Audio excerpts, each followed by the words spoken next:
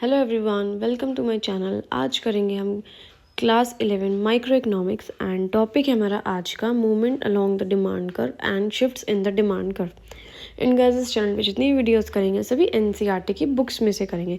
तो देखते हैं बुक में क्या लिखा है। As it has been noted earlier, the amount of good that a consumer chooses depends on the price of the good. ये बोल रहे हैं कि हम पहले भी ये चीज़ पढ़ चुके हैं भाई, कि एक कंज्यूमर जब कोई भी गुड खरीदता है तो वो कितनी क्वांटिटी में खरीदेगा वो गुड, 1 किलो 2 किलो 3 किलो, ये किस चीज़ पर डिपेंड करता है, उस गुड के प्राइस पर। अब जैसे कि मैं कोई भी फ्रूट लेने जा रही हूँ, उसका प्राइस ये डिसाइड करेगा कि मैं उसे कितना खरीदूँगी। जैसे कि अगर वो 50 रुपये किलो है, 60 रुपये किलो फ्रूट है तो मैं काफ़ी क्वांटिटी में खरीद लूँगी। अगर वही फ्रूट अगर 200 रुपये किलो है, 250 रुपये किलो है तो थोड़ी कम क्वांटिटी में खरीदूँगी, है ना। The price of other goods, उससे आसपास के जो रिलेटेड गुड्स हैं उनका प्राइस भी डिसाइड करता है कि मैं कितनी क्वांटिटी में खरीद रही हूँ। जैसे मैं एप्पल खरीदने जा रही हूँ, सपोज़ 250 रुपये किलो मिल रहे हैं, लेकिन उसी रेडी पे कई सारे फ्रूट्स लगे हुए हैं जो कि 50-60 रुपये किलो में मिल रहे हैं। तो मुझे पर्सनली ऐसा फील होगा कि भाई आई एप्पल इतने महंगे हैं यार, 250 रुपये किलो में ना 1 किलो आएंगे, और वैसे कोई और फ्रूट लूँगी तो 3-4 किलो फ्रूट आ जाएंगे। तो ऐसा करती हूँ, आज एप्पल छोड़ देती हूँ, आज बाकी सभी फ्रूट्स ले लेती हूँ, ये तो सस्ते हैं, ये मैं आराम से अफोर्ड कर लूँगी।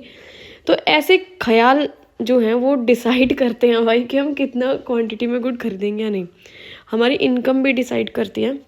मेरी इनकम थोड़ी अच्छी है, ज़्यादा है, तो मैं ज़्यादा गुड्स खरीदूंगी। ठीक है, इनकम कम है तो कम गुड्स खरीदूंगी। हमारा टेस्ट एंड प्रेफरेंसेस, मेरा टेस्ट क्या कहता है कि मुझे तो आज एप्पल खाना है तो आज मैं एप्पल ही खरीदूंगी। मेरा टेस्ट ऐसा कहता है कि नहीं, मुझे तो ग्रेप्स बिल्कुल भी नहीं अच्छे लगते हैं, खट्टे फ्रूट्स मेरे को खाने ही नहीं, तो मैं वो नहीं खरीदूंगी। मेरा टेस्ट भी डिसाइड करता है कि मैं कितनी क्वान्टिटी गुड्स खरीदूंगी या नहीं खरीदूंगी। The demand function is a relation between the amount of good and its price. Demand function क्या चीज़ होती है ये भी पहले पढ़ चुके हैं। डिमांड फंक्शन होता है रिलेशनशिप किस किस के बीच का, गुड्स के बीच का, मतलब कितनी गुड्स खरीद रहे हैं, उसकी कितनी क्वांटिटी खरीद रहे हैं, और उसके प्राइस के बीच का। बेसिकली डिमांड और प्राइस के बीच का जो रिलेशनशिप होता है वो डिमांड फंक्शन कहलाता है। The demand curve is a graphical representation of the demand function. अब बात ये है कि डिमांड कर्व क्या चीज़ है। जो डिमांड फंक्शन अभी हमने पढ़ा उसी को अगर ग्राफ में प्लॉट कर देंगे पॉइंट्स के थ्रू, ठीक है, तो उन पॉइंट्स को जोड़ के जो लाइन खींचेगी वो डिमांड कर्व कहलाएगा। At higher prices the demand is less. सबको पता है प्राइस जितना ज़्यादा होगा डिमांड उतनी ही कम होगी, ठीक है, क्योंकि लोग अफोर्ड नहीं कर पाते ज़्यादा महंगी चीज़ें। जितना ज़्यादा प्राइस लो होगा डिमांड उतनी ज़्यादा बढ़ेगी। Thus any change in the price leads to the movement along the demand curve. So price में अगर कोई भी चेंज आता है तो डिमांड कर्व में मूवमेंट होगी, मूव होगा। डिमांड कर्व कहीं ना कहीं हिलेगा डुलेगा, क्योंकि प्राइस में चेंज होने का क्या मतलब है कि प्राइस बढ़ रहा है तो गुड्स में कम खरीदूंगी, कम डिमांड करूंगी। प्राइस अगर घट रहा है मैं थोड़ी ज़्यादा डिमांड करूँगी, है ना।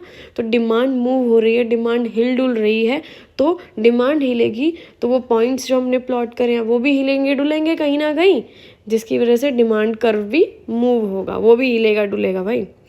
On the other hand changes in any of the other things leads to shift in demand curve. लेकिन अगर किसी और चीज़ में चेंज आता है तो डिमांड कर्व शिफ्ट होता है।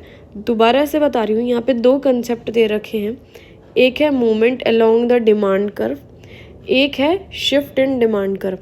तो अगर चेंज किस में आया है, प्राइस में आया है चेंज, तो मूवमेंट होगा, ठीक है।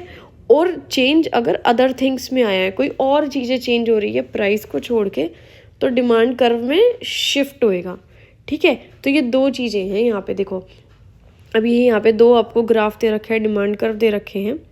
जो ए वाला है इसमें है movement along the demand curve, ठीक है, और जो बी वाला है इसमें है shift of the demand curve. अब देखो शिफ्ट होने का मतलब क्या होता है। जैसे कि हम एक घर में रह रहे हैं, कॉलोनी में रह रहे हैं, हम वहाँ से शिफ्ट होके कहीं और चले गए, दूसरी कॉलोनी में, दूसरे शहर में चले गए।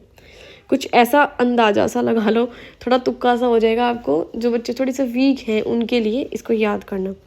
जैसे कि ये हमारा डिमांड कर्व है, ये हमारा घर है, हम हो गए शिफ्ट कहीं और, तो ये दूसरी जगह चले गए, हम दूसरे घर में चले गए, कहीं और दूसरे शहर में चले गए, तो शिफ्ट हो गया, ठीक है। शिफ्ट राइट में भी हो सकता है, लेफ्ट में भी होएगा। राइट होएगा तो इधर होएगा, लेफ्ट होएगा तो ये नीचे जाएगा, ठीक है। 2 शिफ्ट होते हैं। अब बात है मूवमेंट। मूवमेंट का मतलब क्या होता है? सिर्फ मूव करना, भाई हिलना डुलना। किचन हो, किचन से बेडरूम में चल जाओ, बेडरूम से ड्राइंग रूम में चल जाओ, ड्राइंग रूम से वॉशरूम में चल जाओ, सिर्फ मूव, एक ही जगह रह रहे हैं लेकिन मूव हो रहे हैं। तो या तो आप ऊपर जाएंगे या आप नीचे जाएंगे। यहाँ से एक ही घर में एक ही लाइन है, एक ही डिमांड कर रहे, इसमें ही आगे पीछे घूम रहे हैं इसी लाइन के ऊपर ही, तो ये हो जाएगा आपका मूवमेंट अलॉन्ग द डिमांड कर।